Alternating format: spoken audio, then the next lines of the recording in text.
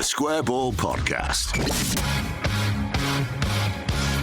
Propaganda's back for another week. Welcome to the show. My name's Dan Moylan. With me is Michael Normanton and Dean Smith. Into the show, and we are doing Propaganda. Propaganda is a show about clips in the football world. Leeds United won, so we can actually acknowledge what happened at Hillsborough rather than ignore it. Indeed, yes. Sometimes we just go, yep, this is what a Southampton fan had to say. That's 30 seconds of that. Let's move on. Although I was a bit disappointed with the Sheffield Wednesday fans, truth be told. I wanted more anger. Is it grim acceptance? Yeah, I think how good we were and how comfortable it was. How good we were makes it sound like we were maybe better than... No, we were brilliant. We were brilliant, okay, fine. But we won comfortably, didn't we? So it lacks a bit of the heartache, I suppose. And we won comfortably, but we also didn't absolutely destroy them. If it's a 5-0, you're going to get more upset on this. Yeah, but we don't want the reactionary hot takes always. I think there is a lot to be said for low-key, ongoing, constant misery, like the sort of which we used to endure when we finished 15th every year. I have a mate who's a Sheffield Wednesday fan, and I was texting him throughout the game. I thought we might lose. I thought we might just continue that going on because I'm a Leeds fan and pessimism is my go-to animal. But he was saying that he thought we'd win, and he thought that their win against Plymouth on the opening day of the season was a big outlier with the Wayne Rooney factor, and that he thinks that they might be in trouble of relegation this year. But I'm choosing to ignore him. I'm choosing to presume that they will go on to finish third, and that was a really good, big statement win. That's what I'm choosing. Choose love. You never quite know, do you? Early season games, you can be like, oh, that's a great win. I remember when we beat, it was under Christensen, we beat Sunderland at the start of that year, and they'd just come down, and it was like, that's a big win up there, because they're going to be definitely in the promotion mix. Then they went down, and it was like, oh, actually, turns out we should have beaten them. So we know nothing and we're idiots. Correct. Great, right. Let's yeah. So clips. What we got? I say there's not enough upset. I can imagine this first guy was upset actually afterwards. It's Harry Kilner, who I'm sure I've seen doing Huddersfield stuff too, but he's a Sheffield Wednesday Did we fan. not discover this? Like somebody reached out to us who knew his dad or something and said that he's spent time, I don't know if he was a son of a journalist who'd spent time covering both Huddersfield and Sheffield Wednesday, so as a result he kind of had one foot in either camp. That does ring a bell, just like blue and white. Yeah. But I think this first guy he speaks to, I think he spoke to him ahead of the game at their place last year, and he was going, we hate Leeds, don't we? And he's just going, yeah, we do, yeah.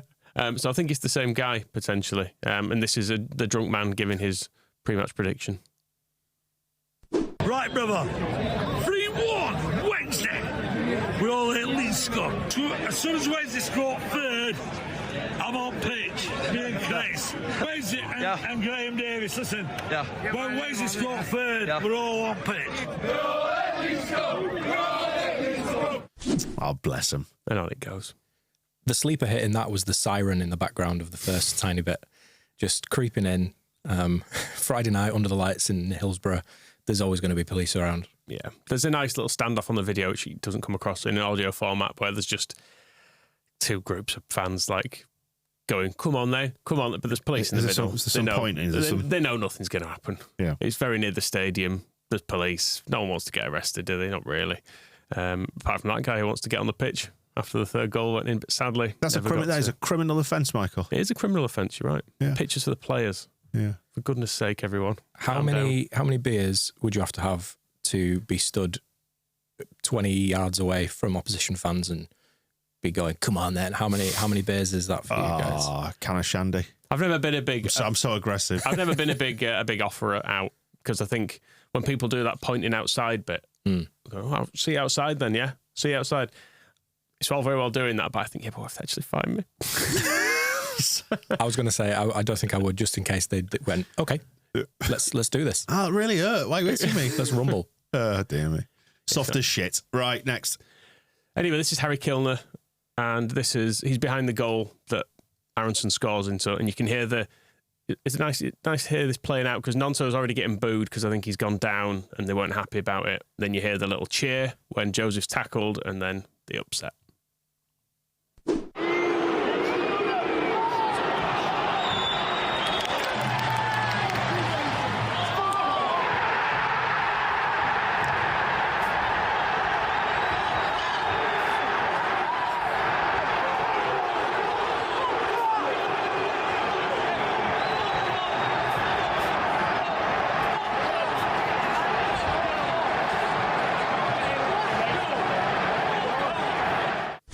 it's glorious, isn't it? When it's not you. It's the greatest sound in football, hearing an away end go up, especially when it's your away end. Yeah, the little delay on it as well. Yeah. Oh, fuck off. You were the first one as he follows it up. And then it just goes on and on and on. I wonder how many times the word scum is uttered in a ground when we visit. I heard it 6-7 times there, and that's a 10-15 second clip. People don't like us, do they? No. Mind you, I was up last night and flicked onto BBC One and saw that the Damned United was on, and that made me angry. Though how that's been twisted, that made me think whatever it is we've done to the world, probably deserved. Yeah. No, not the abuse that we get. Not the abuse that we us get. getting angry. Us getting angry. Yeah, I know what you meant. Yeah. I know what you meant. I had an audition for the Damned United to play one of the young players back in the day. Which one? Mackenzie. Right. He gets signed, he gets brought in. And There's another lad from Skins or whatever who got it. Yeah, Joe Dempsey, yeah. Yeah. But I was fuming because in my head I was definitely going to get it because I was from Leeds and it was a story about Leeds. But they went with a famous guy. So, Well, How is the career going? what's next? the casting on that film was shambolic anyway. Billy Bremner, yeah. You got Bremner and you've got Norman Hunter played by a fat man as well. Yeah. When Norman Hunter was absolutely rake thin, when he was playing football. Michael Sheen was brilliant though. Michael Sheen was brilliant. And Cole Meany was good in it as well, actually, as well. But the football casting, absolutely abysmal. Yes. Anyway. So, in some ways, you did well to avoid that. Justice for me. Yeah. Well done, you. Thank you. Proud of you. I'll take it. Right. Sheffield. Go Chef Cam. Right. What's the premise here? Chef Cam. A slightly miserable bloke sat in. Is it you? A miserable, bald, middle-aged man sat droning on about football. Yeah, I don't get a lot of a catch on. But yeah, he's again just quite accepting of it and was actually praising us. Didn't like their tactics very much. Which were daft, by the way. They were leaving us massive gaps to play. Well, he was one. I didn't include it, but he ran through at one point the various formations he thought they played, and he was like, sort of started a 4-5-1, went to a 4-3-3, then a 4-2-4, then a 4-4-2. Then we went. Sometimes that were dropping in. It was more like a 3-2-1-3, and he'd obviously studied it a bit, but none of it worked. You could see what the plan was. I just don't think it was executed very well, and it left us absolutely wide open against a really good team. You know, it pains me as a Yorkshireman to say, but Leeds completely played us off par at the end of the day, and they've got some quality players. But I think Wednesday, much as they did against Sunderland, slightly different. We let ourselves down at Sunderland with individual mistakes. The whole team performance I didn't think was horrific, but individual mistakes have cost us. Against Leeds, I thought as a team we were wide open. Yeah, it's far too rational. Yeah, I know. We said we don't want the hot takes. I want the hot takes now. I'm thirsting for hot takes. But he was still full of praise for us. Yeah. You're gonna hate this next bit because he's gonna praise individual players now. Right. I gather that their lad has won man at match, their centre forward, that Joseph, and he was really impressive. He gave Deschamps Bernard one of the hardest times I've seen a centre forward give a centre back at Hillsborough in recent years. He gave him a really tough time. But for me, the man of the match, both teams, but Ampadu, he sits in their midfield in front of that back four. He allows others to go about their business. He's solid. He's so calm. He's like a lighthouse in a raging sea. When Wednesday were breaking, he was just stepping into our player, and I'll have that. Thanks very much, and just knocking a little pass out and getting them back on front foot and attacking again. When they were dominating ball, he's always available, like a sort of metronome. I'll have, yes, turn out, other way, off we go. We'll try and get down that side instead. A lighthouse in a stormy sea. Poetic. Very. Is that because of his new hairdo, Ampadu? Maybe. Got that bleach blonde thing going. There's a few of them gone for the same. The Bogle and Joseph have gone very... Oh, the Joseph's changed his now, hasn't he? At some point... It's amazing. Once again, this podcast ended up on Hair Chat and you're leading the charge. Okay. Maybe they got a deal on it as well. This appeals to your thrift. Maybe they got... Maybe it was 3 for 2. There was someone on Wacko suggesting I go for what they refer to as a hair system, which is, when you look at it, it's a toupee, basically. Right. It's like you grow your hair at the side, then you get a big stick-on bit at the top. Are they calling that a hair system now? They call it a hair system because I think a toupee or a wig is a bit old-fashioned. Right. So you have to try and make it sound better. What's your thoughts on that? I just think people will go, oh, he used to be bald, and now he's coming with a full head of hair. But you just got to own it, though, haven't you? Surely, it might be a bit jarring. Just own it. I'll just own my head instead. All right. It's fine, isn't it? Yeah, it's working for you. One thing that I really like about propaganda, just in general, is just how beautiful it is to hear all the various accents around the UK. And I know that this is a Yorkshireman, but it's so markedly different just an hour down the motorway there. I wrote down phonetically how I think he's pronouncing Joseph. I got Jowsiff. Joseph, and it's just gorgeous to hear him, and then he comes out with this beautiful poetic prose. I like the cut of this guy's shit. I'm gonna become a fan. They call him Deedars though, don't they? Like it's a little bit more like that is Sheffield compared to West Yorkshire. I like it how he didn't refer to him as Joseph either. He referred to him as that Joseph. Yeah, that Joseph. They've got that Ampadu, that Joseph, that right? James, that Ganotto. He did call him Ganotto, I think. Right, should we hear the final bit from him then? Short one, but a little bit more praise to finish. He should just become a Leeds fan, this guy. The truth be told, if Leeds had won 4-5-0, it wouldn't have flattered him. You know, but as I said, as a Sheffielder, that's painful for me to say, but that's the truth. Yeah, that's the truth. Yeah, they didn't want us to have our arena, did they? Because they had one. Is that right? Yeah, they objected. Oh, right. Yeah. It's not right. I don't like Sheffield Arena. No. It's just not a very good venue. Just a big warehouse, isn't it? Yeah. Leeds Arena's far better. Yeah, well, massively so. You can't play ice hockey at Leeds Arena, though. Does that get negative points from you? Well, we've got an ice hockey place now. And it's a better size too, because Sheffield Arena's too big for the ice hockey, because there's not that many people interested. Fair enough. Next. Clates 08. Young lad and his dad. Similar report for them, really. Was in the car. I think we heard from his dad last year, and I feel like his dad's just getting roped into these, and he'd rather he wasn't asked, but his son's next to him in a car, and he's driving, and he's no option, really. That performance again was awful. I said earlier I did not want to see the same performance like we did against Sunderland. That performance was worse than last week. It really was worse. So I don't really have much to say other than that. But Dad, do you have much to say? Not really. Just got beat by a better side. Come on, Dad. This is content. Yeah. Just no. Just leave me alone. There's echoes of a young content creator there, and it's just immediately made me think, because we're playing Hull at the weekend. Hull boy. He's retired. Sorry? He's retired from Hull content. Enough. That's it. He's doing his marathons, though, isn't he? Yeah, he's doing some running and stuff, but he did a video about it over summer. He was saying basically he wants to just go to Hull games and just watch them.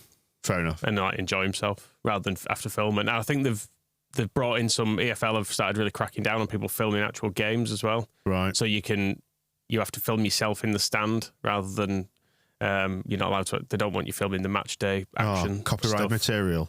That's probably funny, but like just grow up. EFL, you've highlights are on YouTube anyway. No one's going to go to watch someone filming from like behind a goal instead of the official stuff. Can we stuff. blame Sky? Because I mean, they never came through with us for that filthy sponsorship money, did they? That's true. Or Sean Harvey. Yeah, almost certainly. We can throw some shit at Sean. Almost certainly. Yeah, but I was going to say we should get the Hull boy on. I wanted to speak to him this year. Well, me and him are friends, as you know. We met Celebs hanging out, We met up.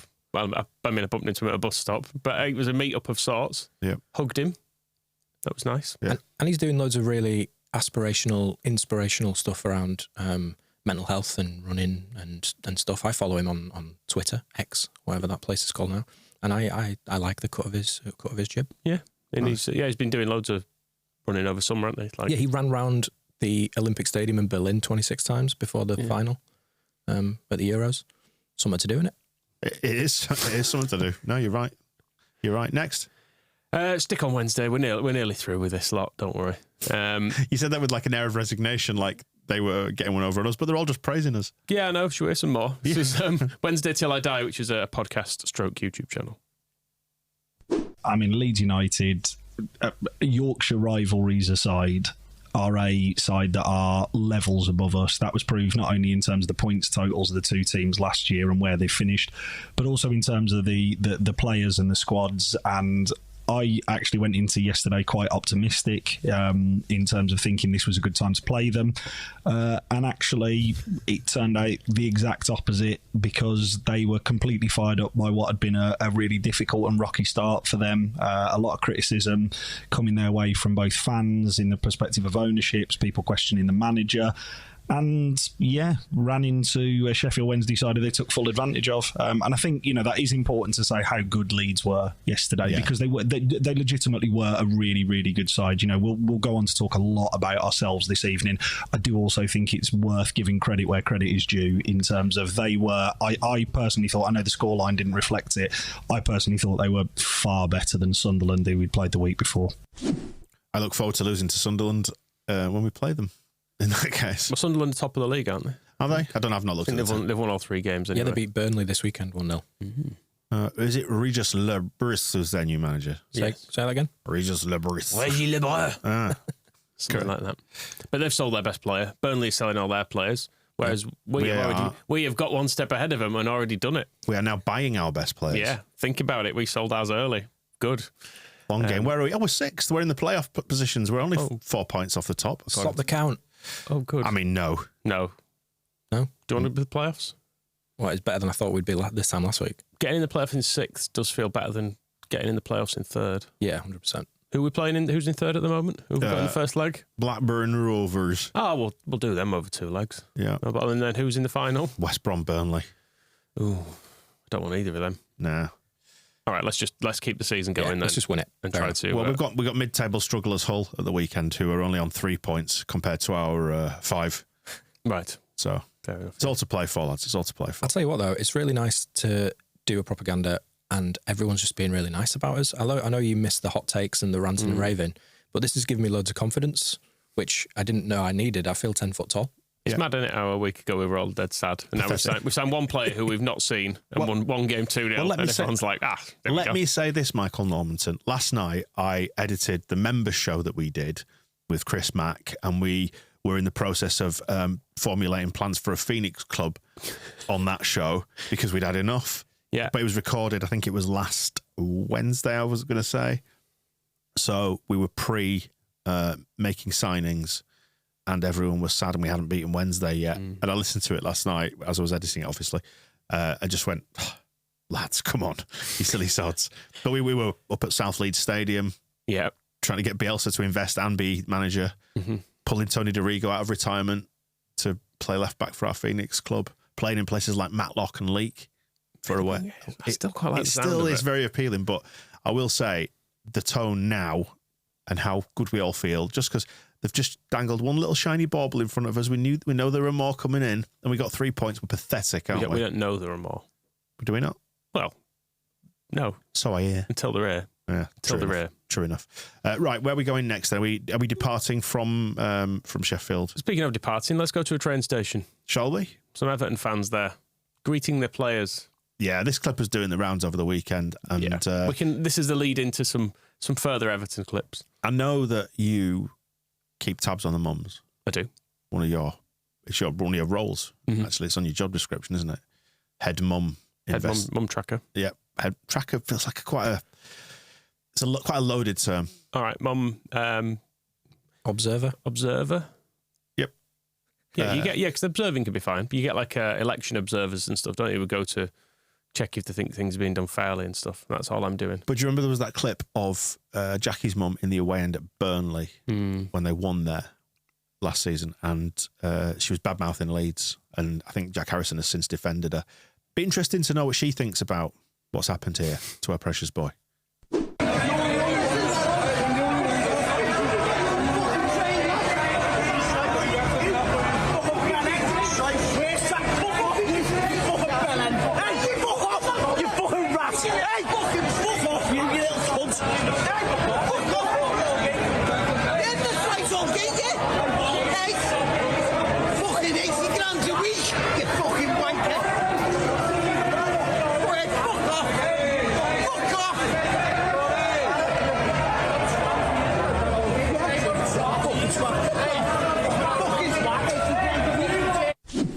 Played 2, lost 2, scored none, conceded 7.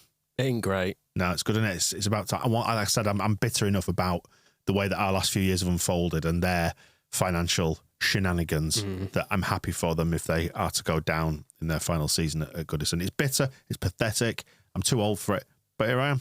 I don't think I've ever been that angry about anything in my entire life. And to hear that guy, he kept repeating it as well. Just as the clip finished there, it went again. 80 grand a week. Fucking rat. It's so perfect in that accent, just to encapsulate all the anger. 80 grand a week. I mean, that sort of stuff, I will admit to having sort of shouted stuff along those lines in that similar sort of tone inside a football stadium when they really, really piss you off. But it's, for the safety of a crowd, isn't it? You've got all those other voices around you hiding your irrational, pathetic behaviour. Don't think I'd probably go out into the street or go to, is it presumably Euston Station or whatever in London and think, it's a thing I'd do, that. I like, because obviously they're leaving a train, so they are all walking past. But as each one walks past, he goes, yeah, fuck off, as if they're choosing to leave because of what he's saying to them, but they're just getting off a train. I thought they're not getting on the train. If they get on or off it, I'm not sure. I thought it happened in London. Nah, possibly, yeah. But they're not due to stand around there. There is one of them, I can't remember which player it is now, who hopefully puts his hand out for high fives. And a couple of people do it. Then they reach the angry bloke and he's like, ooh, he's going to take a step. Fuck off, you rat! 80 grand a week. Oh, it's nice to see other people suffering, isn't it? So, Blue Boys now. Yep. So, sticking on Everton, as we covered off there, they got fairly comprehensively pumped, I believe is the phrase. Correct. At Spurs. And this is how the Blue Boys post-game show began. I'm not going to start with an intro today because John wants to get straight into it. So, John, over to you. What the fuck was that? What the fucking hell was that? Now it's gone. Now Brilliant. it's fucking gone. Right, put me back on. You on already? What the fuck was that, Everton? What the fuck was that? I predicted 4-0 in my match preview, but I also said in my match preview, don't we get beat 4-0 because I wrote today's game off. Go down with a fight. No, if we get beat and we have chances and we make their keeper make saves, go out with a fight, show something. Fucking 2 games in, and me and Michael have been talking all game, and we're already fucking agreeing that we're going down. And we'll get no monetization for this video because I've lost me fucking head. My head's fell off. It's shit. It's fucking shit. Too much swearing. Yeah, you're not allowed to swear in the first 7 seconds or whatever, are you? So, why was he shouting, put me back on? I think it's because he throws his laptop about or something at the start, and I think he thinks he's managed to go off the stream, but then he hasn't. I think it must have just frozen or something on his screen because he's chosen to wang his laptop on the floor. In my head, because of his erratic behaviour, I felt like he was talking to his carer and he'd fallen off the toilet or something. Put me back on. But he was predicting 4-0. yeah, it happened. And he got 4-0. I don't know why he's upset. And he was like, I wanted a 4-0, but he was like, I wanted to see some fight. But how often do you see a fight in 4-0 defeat? Unless you're a non-league team playing in Man City in the Cup or something. Well, I was going to say, when you get to 3 and 4 stakes, the heads are dropping, aren't they? Yeah. It's it's fine. Just accept it. Nice to see. Again, I'm going to keep lobbying for a bitterness bastard section, which includes Everton in it. That's the whole show. I know, but I want to specifically focus on Everton and the teams that got promoted because, again, they're not having a nice time. Ipswich lost again at Man City. I did check in on them. They're still all right. Yeah, well, they'll be in that honeymoon period, won't they, still? And you expect to lose at Man City. I was going to say Ipswich have lost so far, they've lost to Liverpool and Man City. So that's fine. But there was something quite poetic and beautiful about them scoring early. And you just know, if you saw what that away end was like on Match of the Day or whatever, limbs everywhere within 2 minutes, level, another 2 minutes, behind, another 2 minutes, 3-1. It's a bit like Ayling's goal at Man U, wasn't it? Where you get to celebrate it for all of about 30 seconds, then you're like... Oh, Scott McTominay's dancing through our defence again. I just wish it was 10 minutes ago and we'd be having a nice time still. But no, and Southampton, they seem to think they'd stay up as well. So I'm keeping a check on them, but so far, even Leicester they're not happy, but they sort of were expecting it as well. So we just need that. We need that sweet points deduction to hit them as well, don't we? Just as they start to struggle, Well, Just ideally, really- as they start to put a few points on the board, and then just get them all taken off them. Yeah. That'd be the nice thing. Well, and just wait for, October, November, creeping into December, it starts to get cold. They've not won a game or picked a point up for a few games. It'll turn toxic with any and all of those quite quickly. So just wait. Just be patient, boy. Right, so they are still going then, are they, the old blue boys? Yeah, so this is back to John. Michael, who's the guy who's confusingly a Brummie, but he hosts it. But this is still John going on here. John's really cross. Like I've been saying before we started recording, sometimes you get the feeling with these people that it's like a put on anger, like in the trying to do it for engagement. You can tell in John's face he's fucking fuming about this whole thing. And here he is just getting lost in a metaphor. But you kind of get what he means. Then we got Bournemouth at home. I'm telling you something fucking now, mate. If we fucking get beat against Bournemouth at home next week, there's going to be fucking shit hitting the fan at Goodison Park. I'm telling you now, we need to bring industrial fans in to blow all the shit into Stanley Park. Because if we get beat, there's going to be that much shit there, you won't be able to get out of fucking Goodison Park. Would fans have the necessary... I don't think the shit hitting the fan is the bad bit. It's not that there's not enough fans to blow the shit away. Right. Is it? I always thought the idea was that if the shit hits a fan, it'd go and like spray it everywhere. Yeah. And it'd make a big mess. That's why I don't... It doesn't feel like it's directing it into Stanley Park, does He's it? advocating bringing in bigger fans to deal with the... To dissipate the shit. Right. Or maybe just tell 10,000 of the supporters to bring in a lot of leaf blowers or something. So instead of it being one big fan, it's 10,000 actual fans. I don't know why I'm trying to fucking wade through his logic here, to be honest. A lot of shit, anyway. A lot of shit. A lot of shit. Head of the Stanley Park. Yeah, good. You mentioned someone's carer just then. Should we hear Flying Pig United? This is him at full time, and it's either his wife or his carer has come in, and it descends for him just ranting into some debate about what did they do? Food. What did they do at the weekend again? They lost to Brighton. That was it.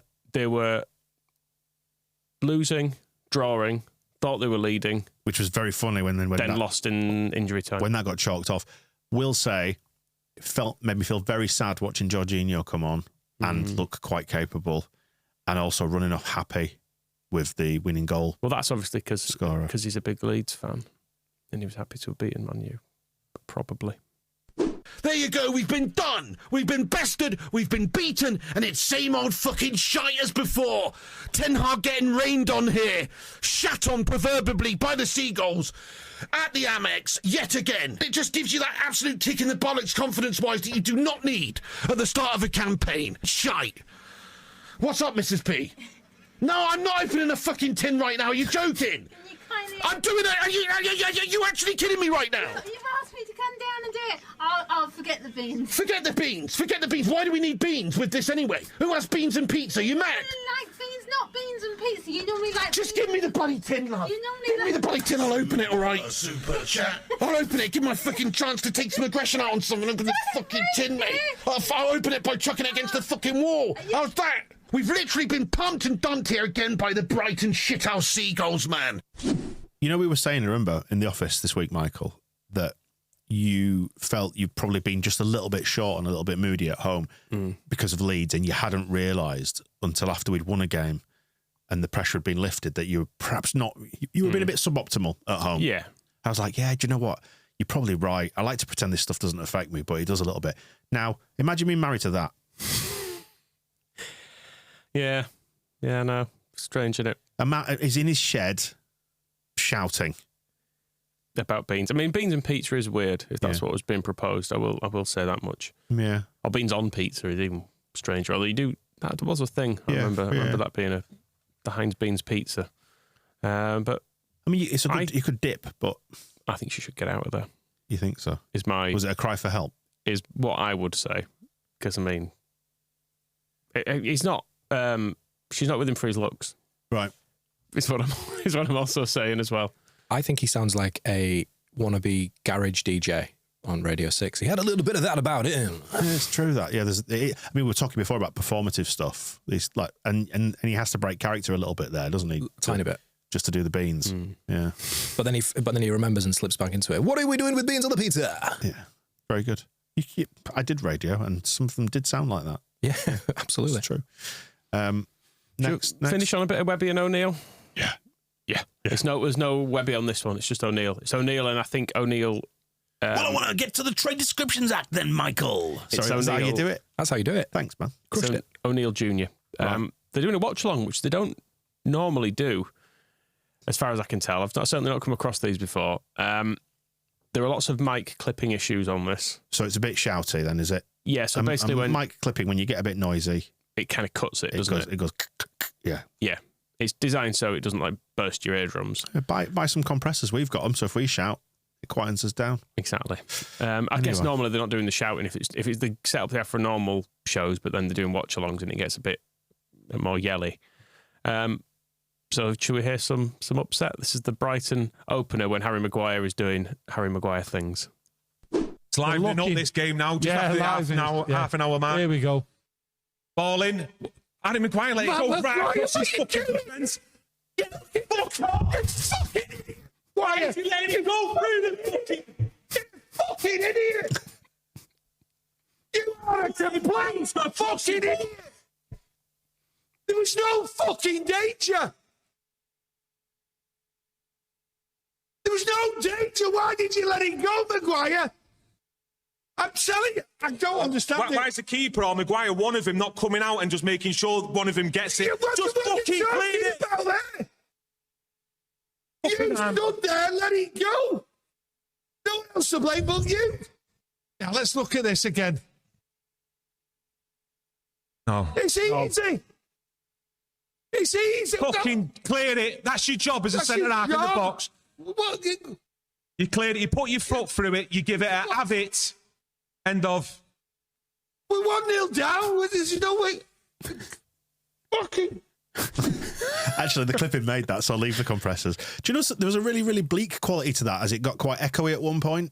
I wrote down, it sounds like they're recording in a haunted school hall. Yeah, that's exactly what I was thinking, like a big hall, yeah. Load of Victorian girl ghosts walking around, slagging off Harry Maguire. Just sat in one corner, crowded round a little laptop in the corner, just screaming as it echoes, the misery echoes around the room. Yeah, it'll be like being very told off while your signal's breaking up. Someone's trying to be cross with you, be like, you're going to have to repeat the I didn't pick up on all the points because you keep dipping in and out a little bit. Just haven't got me again. I'll call you back. I won't. Just put it down on a message for me, and I'll read it.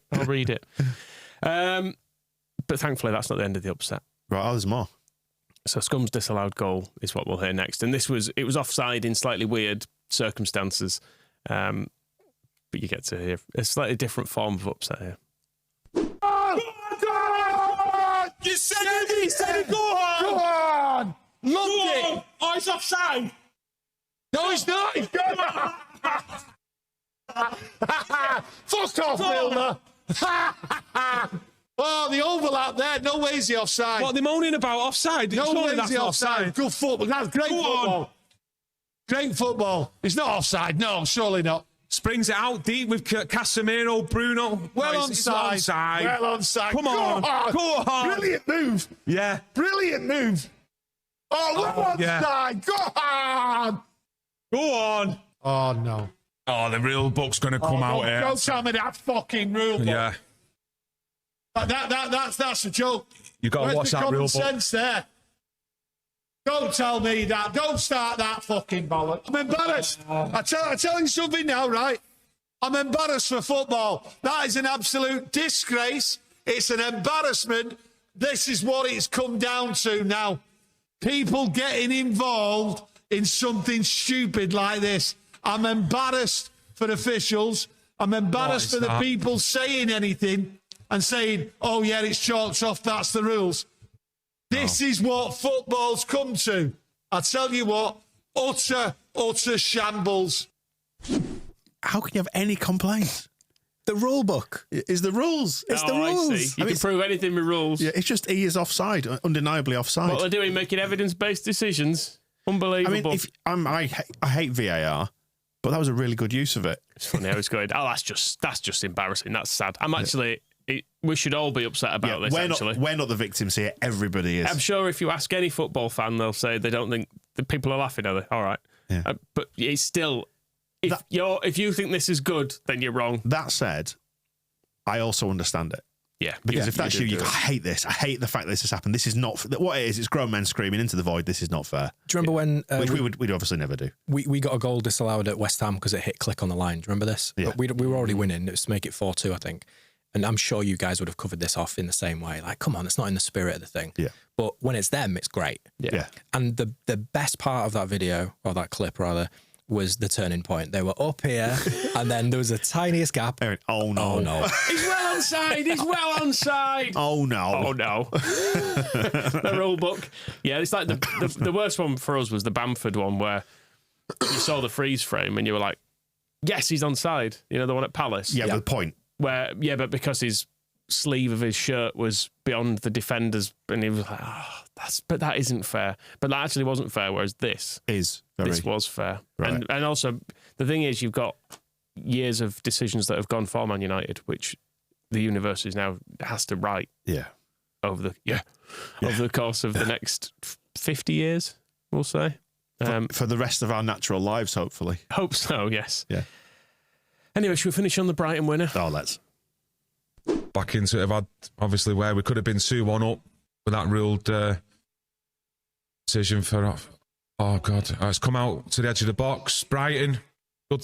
Oh no! It's not strong enough in the tackle. Here we go. Can't get the ball out. Oh no! Fuck off! Fuck off! Absolute fucking rubbish! 2 men at the back can't get the ball out. That happens. I cannot believe that. Do you see all the space he had? Where was the man? Oh my God! You're all stood there, not doing your job.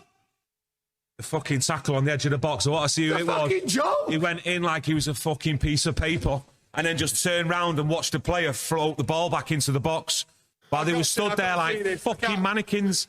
Where was the communication? And there were 3 at the back post. It wasn't just 2, and Georgie was one of them actually. Paper. Yeah. I love it. They're back in the abandoned Victorian hospital. Oh no! It's such a football fan response as well, to be watching something and just keep saying "fuck off" as if it's going to go away. Fuck off. It's nice how you can see it turning as well about 10 seconds before the goal goes in. Yeah. We've been up in this game. Oh no! And he just his voice just slows as he can see an unfolded situation. It's great. Yeah, so nice. That's why we do it. That's why we do it, boys and girls. Well, that wraps up propaganda for this time, I believe. Yep, it does. Yeah, should we do some more next week after another barnstorming win for Leeds United? It's going to be sad without Hull boy. I know. If he wants to come on, he should come on, really.